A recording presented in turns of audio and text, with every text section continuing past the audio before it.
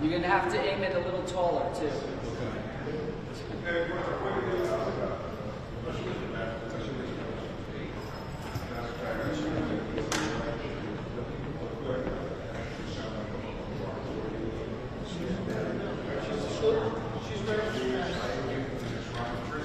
Okay.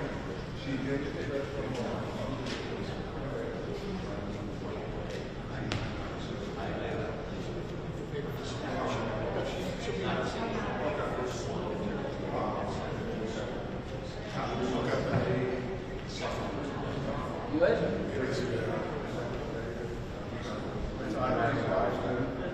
Not right now.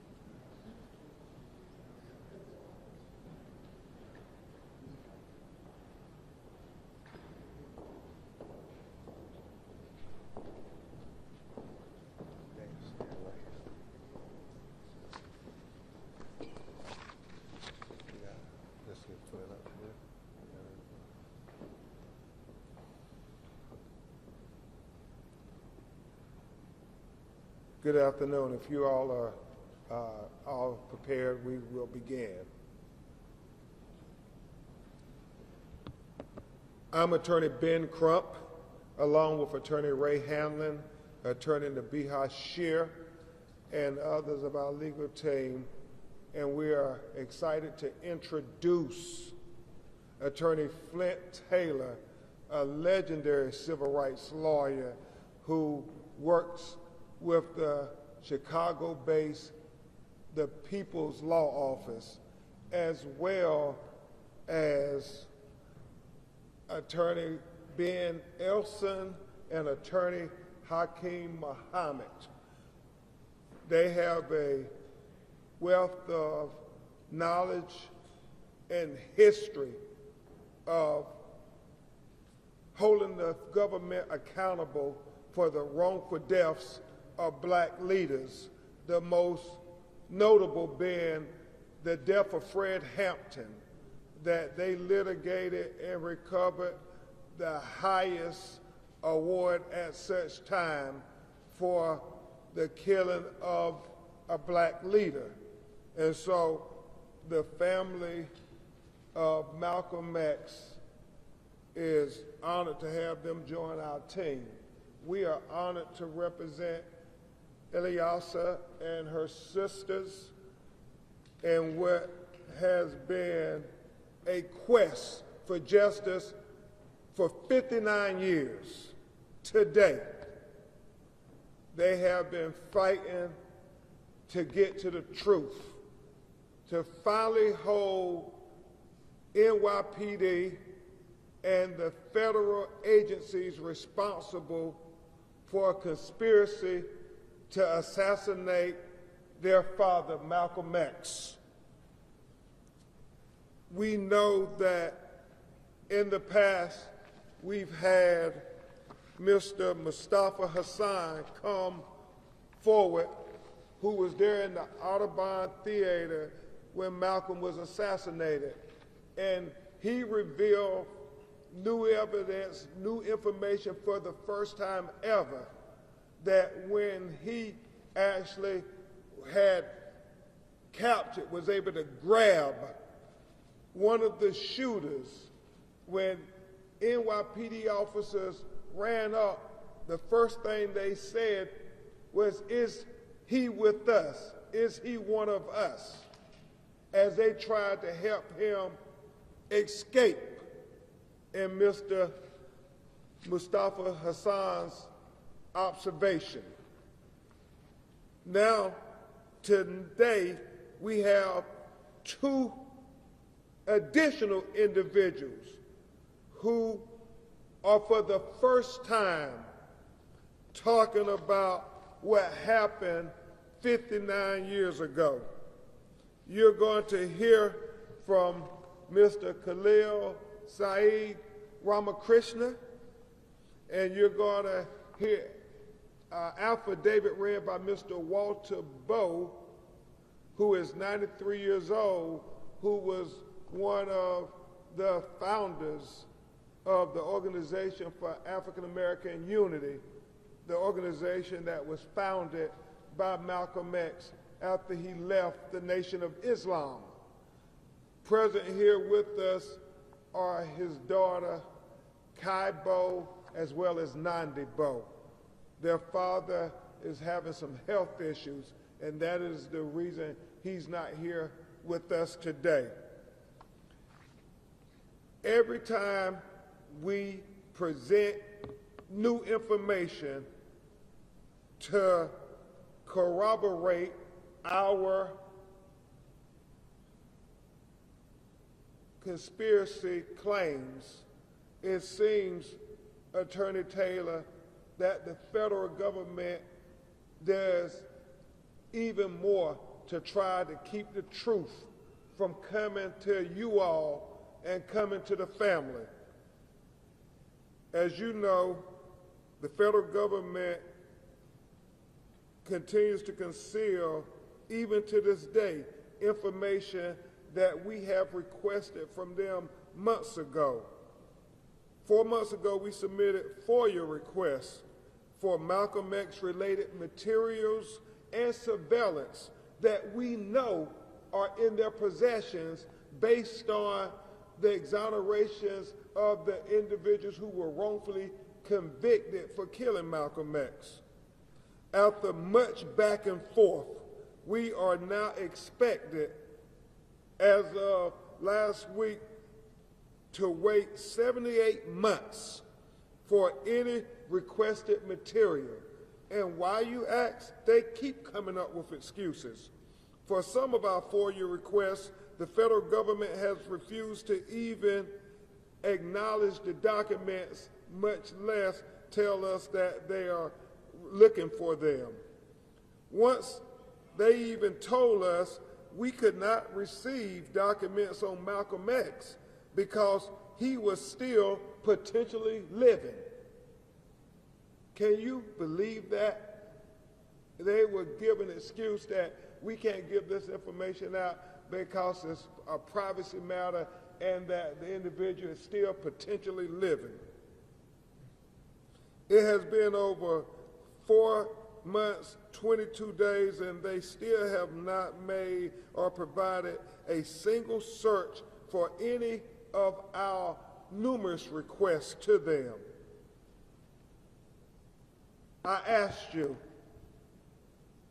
why is it 59 years later and they still won't give up the documents of their surveillance on Malcolm X, their reports generated about Malcolm X, and their actions and orders delivered from J. Edgar Hoover himself regarding Malcolm X?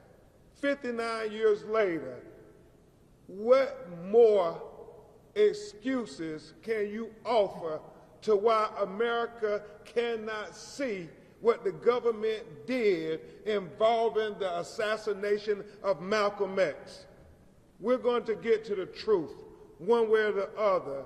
And I know with the legal team we have assembled, we will dot every I, we will cross every T, and we will leave no stone unturned. And that's why we're so very proud to have the People's Law Office now joining us in this quest for justice. Before you hear from the new affidavits, I want to introduce you to an iconic civil rights lawyer who I am so very honored to work with. I mean, he has been a trailblazer for black leaders who have been attacked for the government for decades. And so without further ado, I give you not just a great lawyer, but a man who exalts humanity on the highest level, regardless of what society has tried to say to condemn our black leaders. He has always found the better in every American citizen, trying to make the American promise and constitutional promise right for all the citizens. I give you Attorney G. Flint Taylor.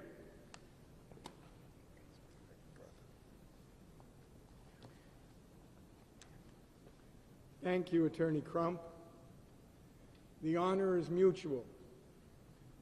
The honor to work with Attorney Crump and his team, and even more importantly, if I may say so, to work with the family of legendary leader Malcolm X. That is why we at the People's Law Office and myself have come into this case. And this just isn't a legal case. This is a human rights case. This isn't just a New York case. This isn't just a U.S. case. This is an international case. This is a case that has festered for how many years? 59 years. And it's time for that to end.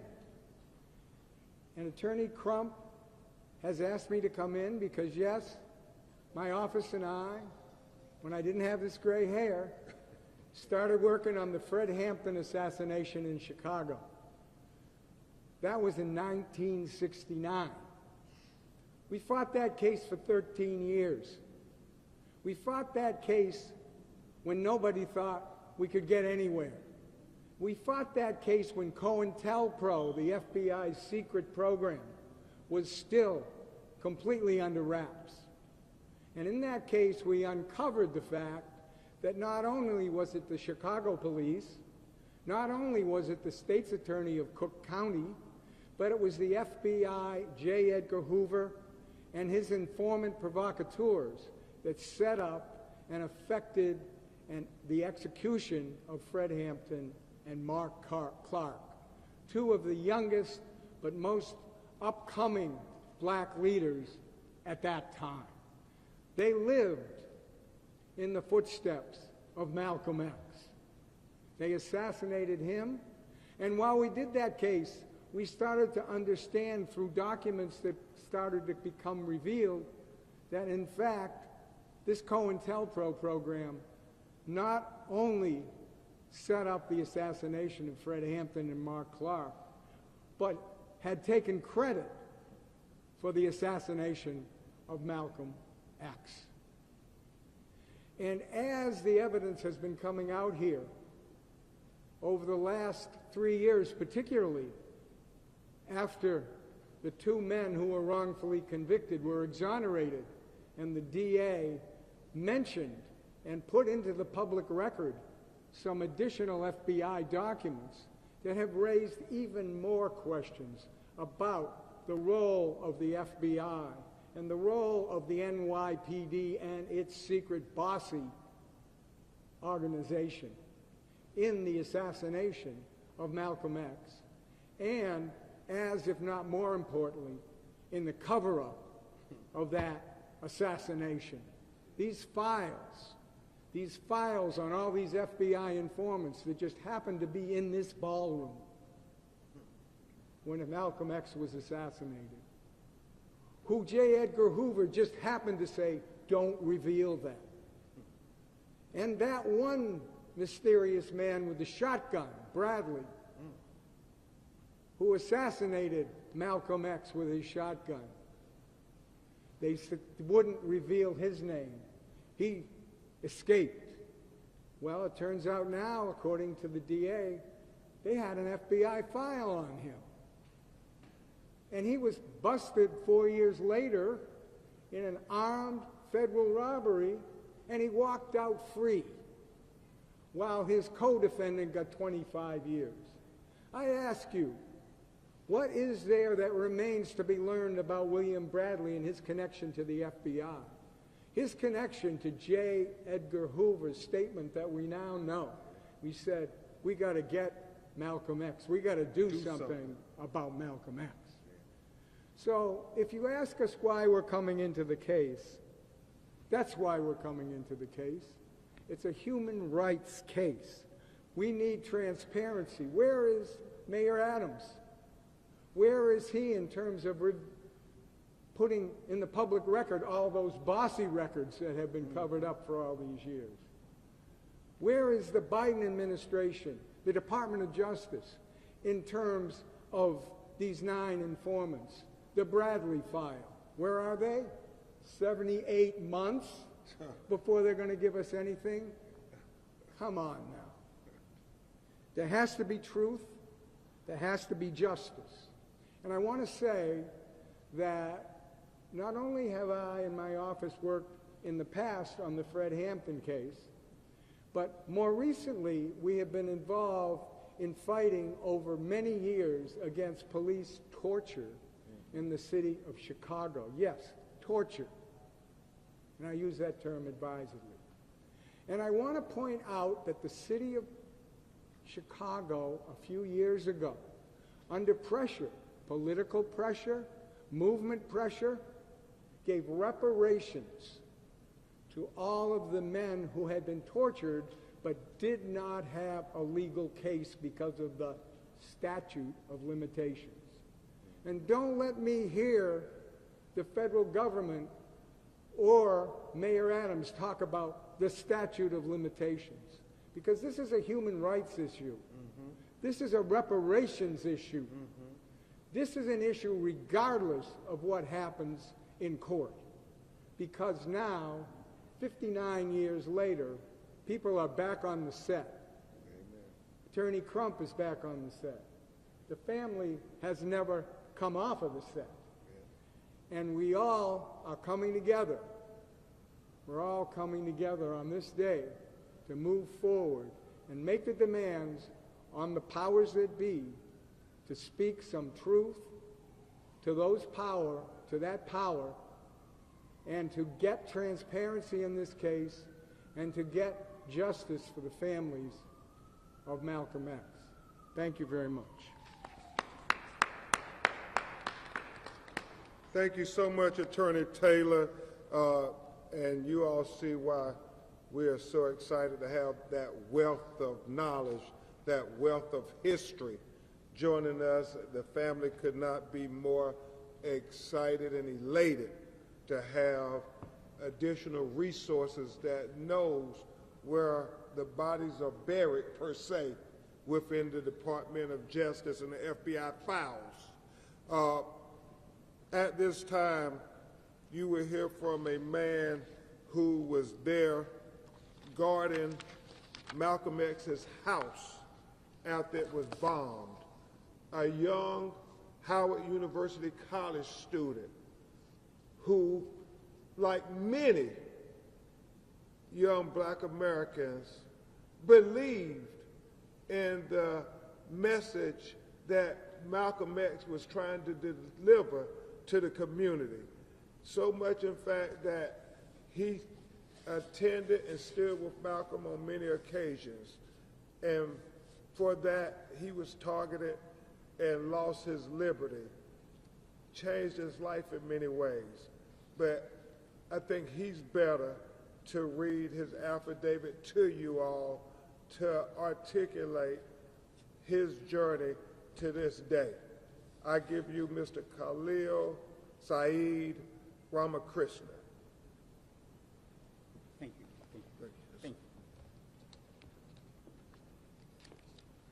From its creation in 1964 to 1965, I attended public events organized by the Organization of Afro-American Unity, the OAAU, founded by El Haji Malik Shabazz, Malcolm X.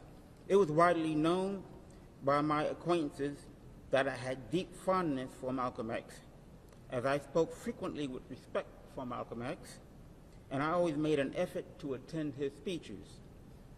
In or about January 1965, I attended public events. On about January 1965, I was introduced to Raymond A. Wood. I only interacted with Wood on approximately 2 occasions.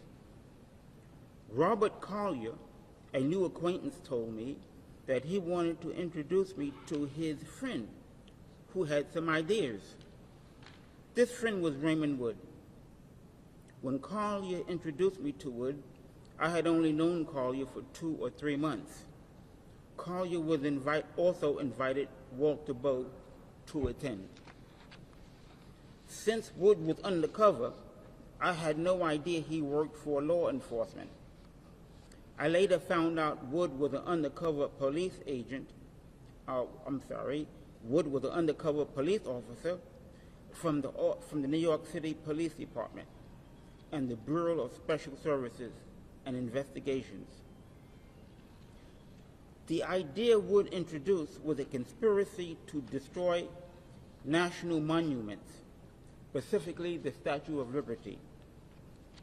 Those at the meeting laughed, so I assumed Wood was not serious about this idea. I said very little at the meeting. In the weeks leading up to my wrongful arrest and incarceration, I never heard the idea again. I was asked by a close follower of Malcolm X to serve as security at Malcolm X's home after it was firebombed on February 14, 1965. I was offered this opportunity because it was widely known that I respected Malcolm X and was interested in the OAAU. It was a small group of individuals who were asked to serve as security for Malcolm X's home. Only 2 or 3 individuals per shift. I would always have made myself available to serve as security for Malcolm X, as I would always have made myself available to serve as Malcolm X security had I not been wrongfully arrested. It was widely known that Malcolm X's life was frequently in danger and under constant threat. On or about February 16, 1965, 5 days before Malcolm X's assassination, I was detained and arrested by the New York City Police Department related to the Woods conspiracy. I was shocked to hear the New York Police Department accusing me of conspiracy to destroy the Statue of Liberty. I lost 18 months of my young life for a crime I did not commit. I was only 22 years old at the time of my arrest. I spent 4 years as a student at Howard University working towards a degree in electrical engineering. I was helping my father in his store during a gap year in my studies when I was arrested. As a result of my detention, I never graduated from Howard University. I believe I was detained in this conspiracy by the NYPD, boss, and FBI in order to ensure Malcolm X's planned assassination would be successful. Had I not been arrested, I would have attended his speech and could have served as part of his security detail. That's my speech. Thank you. Thank you, Mr. Saeed. Next, we will have Attorney Nabiha Shir read Walter Bow's statement. As we stated, for health reasons, he could not be here today. Good morning. I will be reading off Mr. Bowie's sworn affidavit. From its creation in 1964 through 1965, I was a charter member of the Organization of Afro-American Unity, founded by Malcolm X. On or about January 19, 1965, I was approached by Raymond Wood, who, unbeknownst to me, was an undercover police officer from the New York City Police Department and Bossy Unit. Since Wood was undercover, I had no idea that he was working for a law enforcement agency. Wood manipulated me into participating in a conspiracy manufactured by Wood, the NYPD, and Bossy to destroy a national monument, specifically the Statue of Liberty. On February 16, 1965, 5 days before Malcolm X's assassination, I was detained and arrested by the NYPD related to the conspiracy manufactured by Wood, the NYPD, and Bossy. Due to my detainment, I was not present on or about February 21, 1965, at the Audubon Ballroom. Since I was not present, I was unable to assist with the security detail, which would have been a normal role for me at Malcolm X's public engagements. I believe that if I had been present, I believe that had I been present in the Audubon that day, I may have been able to prevent the government's conspiracy to assassinate Malcolm X. It is my belief that Wood, the NYPD, and Bossy conspired to deliberately have me and members of Malcolm X's known security detail arrested, preventing us from being present at the ballroom and guaranteeing that the assassination of Malcolm X was successful. Like those who we now know who were wrongfully imprisoned, Khalil Saeed and I were wrongfully convicted. I believe now is the time for me to come forward.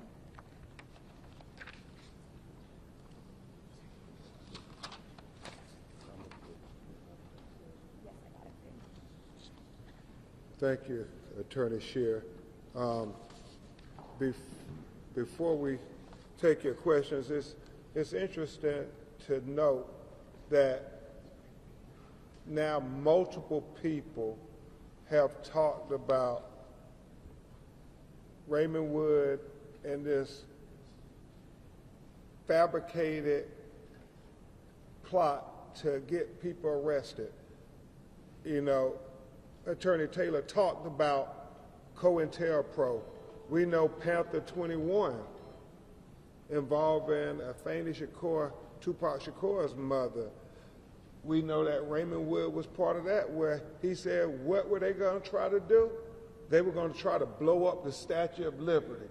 You would think, Flint, they could get something new, something original. But it is the same thing consistent with attacking these black leaders, saying that they were going to blow up United States monuments like the Statue of Liberty, to then have them arrested and have their liberty taken away from them. Malcolm X, you know, your father said something profound before he was assassinated. He said, they will pay one of us to kill one of us just to say it was one of us. Let that sink in. They will pay one of us to kill one of us just so they can then say it was one of us and try to wash all the blood off their hands. And what has the federal government consistently said? Oh, it was the Nation of Islam, it wasn't us. We had nothing to do with it. Well, if you had nothing to do with it, why don't you release the information? Why don't you release the files, release the memos, release the reports, release the surveillance of Malcolm X? 59 years. How long is it going to take for you to come clean? If you had nothing to do with the assassination of Malcolm X, then the FBI files on Malcolm X should be irrelevant. Why hide them? Why keep them?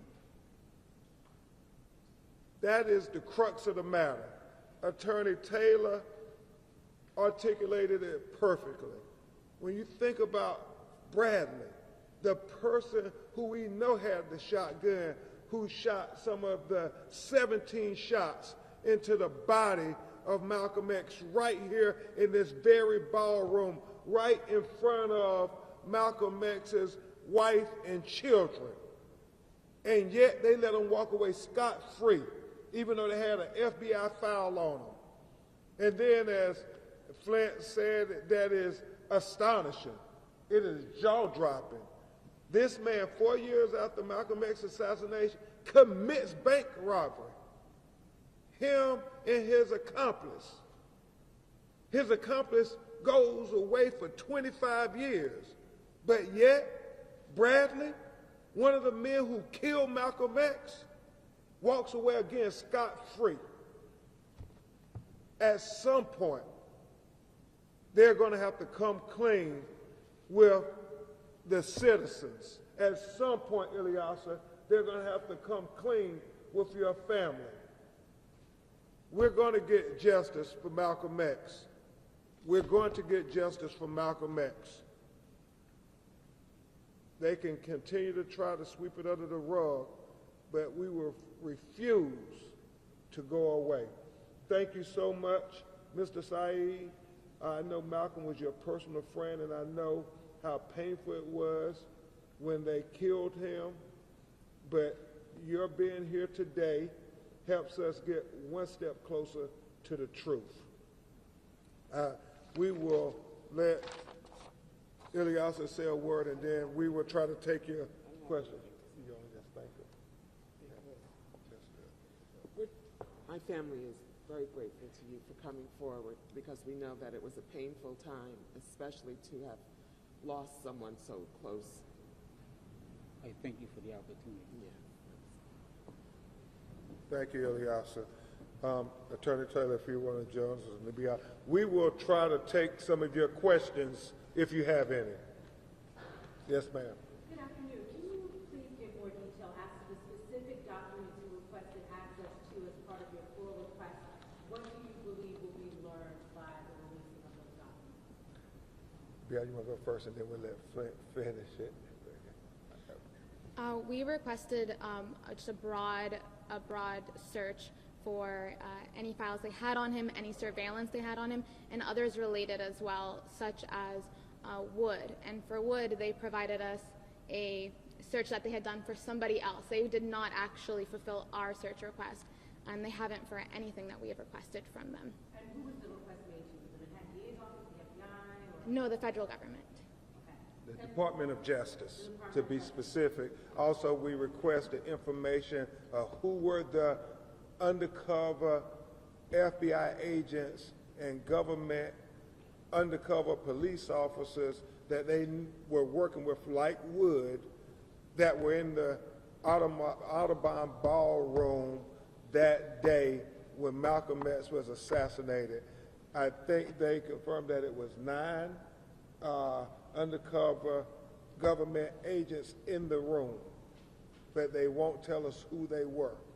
Why do you think they won't tell you? Flint, why do you think they won't tell us? Why won't they tell us? Well, what happens if it's Bradley is one of those 9 people? What happens, as we know, it's trickled out a little bit from the Vance investigation, that there were 9 informants who were witnesses who J. Edgar Hoover said, don't reveal this. So what will it show? It will show government complicity.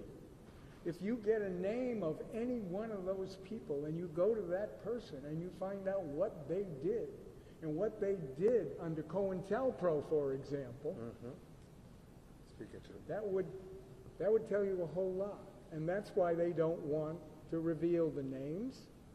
And if you've seen these documents, and I've seen them now for what, 55 years, the COINTELPRO documents, and the deletions that they put in them, and the ones that they tell you that they can't give you, whether it's 78 months or 52 years, I think that's a question that answers itself. Because as Attorney Crump said, if there's nothing there, then turn them over. And if there's any issue where they would say, well, there's a secrecy because they're informants and we don't want to reveal, this is what, 59 years later. There's very little, there's no danger to anyone to be outed as an FBI informant at this point. And I think they know we're getting close. I think they know we're getting close. That's why they refuse to release any of the information. I thought Attorney Taylor made an excellent point. Well, NYPD, you can release your information. It's been 59 years.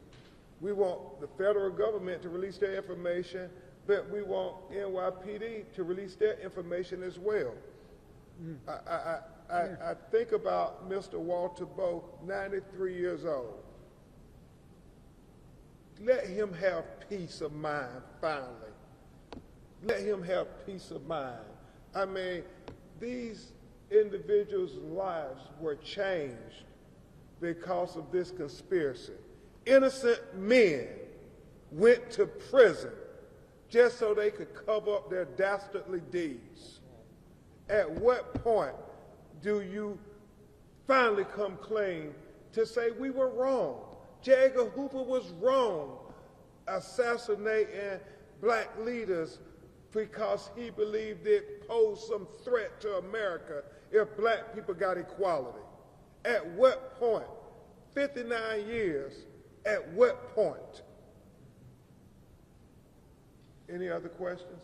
Mr. Crump, 1 year ago today, you were here to say that the attorneys for the family are going to seek a subpoena Mr. Muhaji Halim to find out what he knows. Has that subpoena happened, and if so, what did you learn? We have been faced with stonewall, collusion, delay. They even said to us, we can't give you this information because Malcolm X is still potentially living.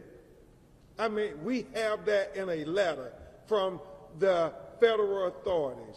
And so, you know, we're not going to stop. I have a great role model.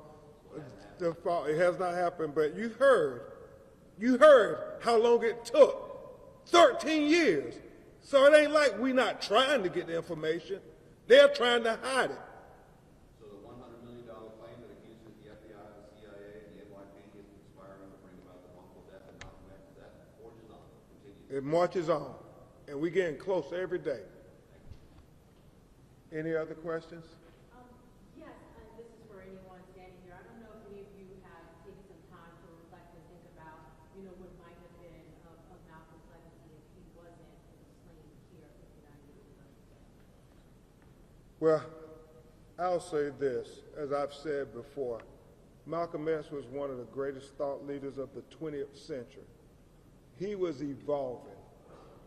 He was, with his OAUU, was evolving to bring people together to say that we are not very different, regardless of the color of our skin, our eye color, our geographical locations. We are not different. And so he was evolving. What would have come of Malcolm X as he continued to evolve? We will never know. But if the first part of his leadership as a thought leader was any indication, he was going to inspire people in ways that we could only imagine. And as Ilyasa said, her father had already done so much in the short time that he was at the forefront. A short time of his life. He was only 39. He was only 39 years old. And Malcolm was a leader of men. There was no question about it. His words, his passion, his conviction attracted men to him, people to him, to share his vision for a better world for all of our children. And I think that's where he was headed. Just like Fred Hampton, these great idealistic leaders who talked about America, we can be better if you let everybody sit at the table.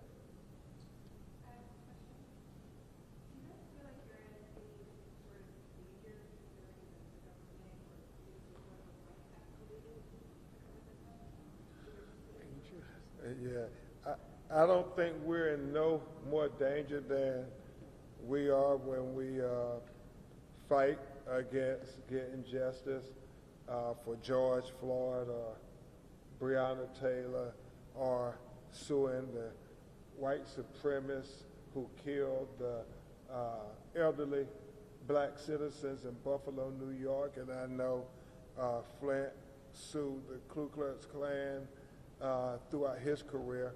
And it comes with the calling. If you're going to stand up for marginalized members of the BIPOC community being killed by sick people, then you know that that is a risk you take. But you cannot live in fear. I refuse to live in fear. I don't know if you wanted to answer that question. She asked about, do you feel you're in danger? I second that. I did want to say one thing. I don't know if it's a final thing or not.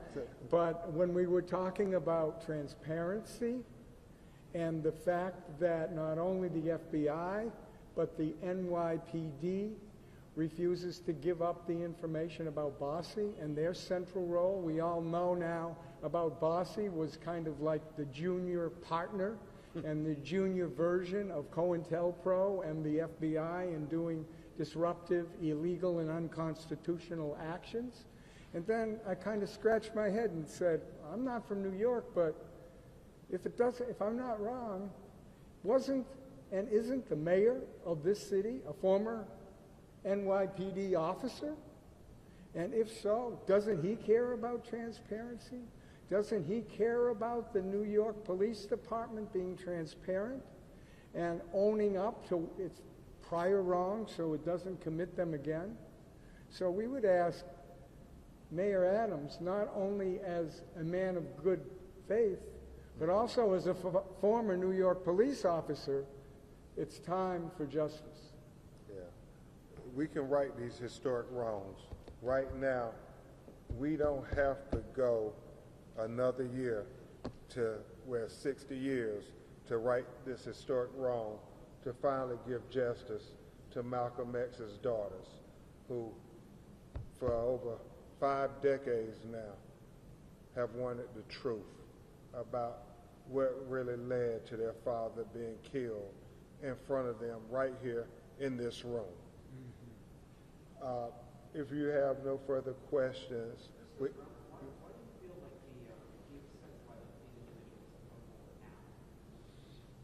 well, you know, obviously, as Mr. Mustafa Hassan said, when Malcolm was assassinated,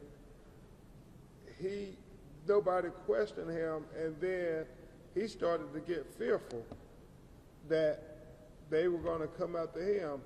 And I remember he said in this room last year, they had just killed Malcolm.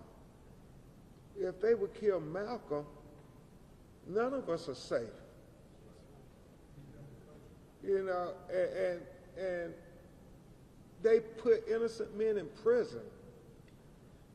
Most of them were afraid not only for their liberty, but for their very lives. And so I think as they get older in life, many of them, like Mr. Mustafa said, I don't want to take this truth to my grave. I want to let the truth be known. And so, you know, when you think about Mr. Bo, 93 years old, thank God he's still here with us to tell his truth. Yes, sir. Any other questions? Sir, could you spell your name for us? Everybody. I'm Attorney Ben Crump. Yeah, okay. That's with a C. What's the question? Yeah, spell your Say and spell your name. Say your name and spell it. Oh, my name, Khalil, spelled Khaleel, Sultan, Sultarn, Saeed, Sayyed, and I also use the name Ramakrishna, Ramakrishna.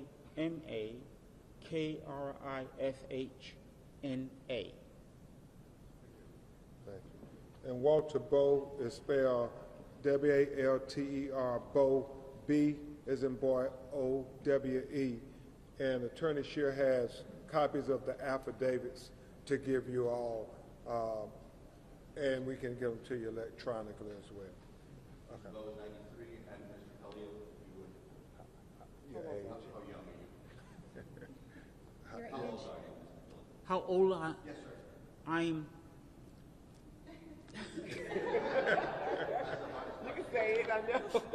I'm 81 years old. Thank you all. We'll continue to update you. Thank you so much, Mr. Saeed. Thank you for the opportunity. Thank you, sir.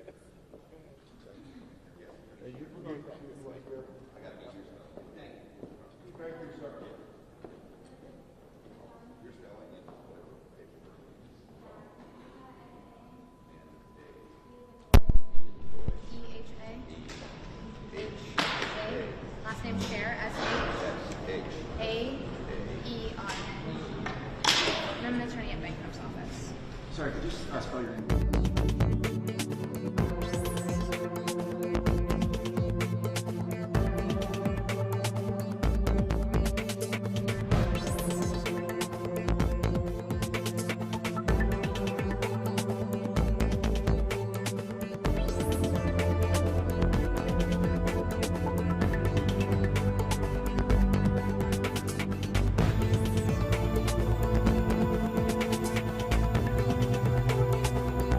Served us on security detail.